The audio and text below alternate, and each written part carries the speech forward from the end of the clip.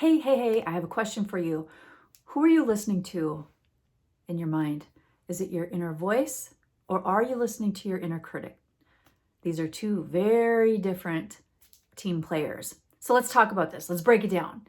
Let's talk about your inner critic. Your inner critic is essentially your ego, and our ego is in place to keep us safe. However, our ego tends to dramatize things and overdo things and keep us safe to a fault where it doesn't allow us to keep moving forward and try new things. And our inner critic is, in the word, it's critical, it's judgmental, and it's not always helpful. And it's the critic that talks down to us, the one that says, you're not good enough. Who are you to do that, right? That's the inner critic. So the key here is to be aware. Which one are you navigating from? Which one are you talking to more, right? Now let's switch sides. Let's go over to the inner voice. What is your inner voice? Where is it coming from? Who is it? It's part of you. But this is what I call your inner compass, your inner guidance. It is your soul, your light, your intuition. It's the gentle, soft voice that is there to support you on your journey in your day-to-day life. It's the one that's loving and kind. The inner voice that gives you the knowing of when to do something this way or that way, right? Like we talk about giving you gut feelings, right?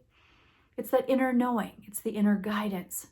So my question again, which one are you listening to more? Or even further step into that, which one's driving the bus for you? Who's in the driver's seat? Is it the inner critic or is it the inner voice? So if your inner critic is driving the bus, here's what I suggest.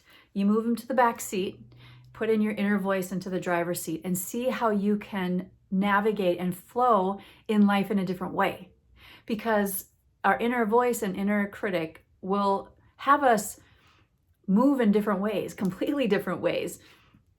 So the only way to step into this is to practice and to try. And how we do this is through awareness, number one. We have to be aware, is this my inner critic telling me blah, blah, blah, blah, blah? Or is this my inner voice? Is this my inner knowing? Is this my inner voice saying, hey, listen, step here, try this, don't do that, da, da, da, da, right?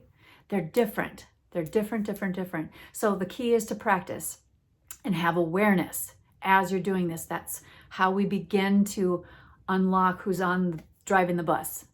So suggestions, pay attention to your day-to-day, the voices that you're connecting to, the voices that you hear, yourself, your inner knowing, or your inner critic. And then decide, who do you want to drive this bus?